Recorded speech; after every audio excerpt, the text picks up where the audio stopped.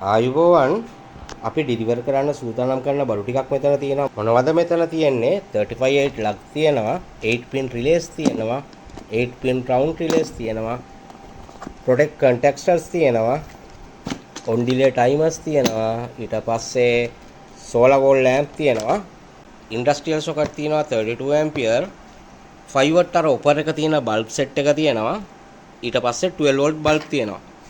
ඊට අමතරව ඕගොල්ලොන් ගාන අහා හිටපු වයර් ස්ලිපර් එක තියෙනවා. මේක মাল্টি පර්පස් වයර් ස්ලිපර් එකක්. මේකේ පුංචි ලග් වර්ග ගහන්න පුළුවන්. එතකොට මේකේ 10 8 6 යතුරු තියෙනවා.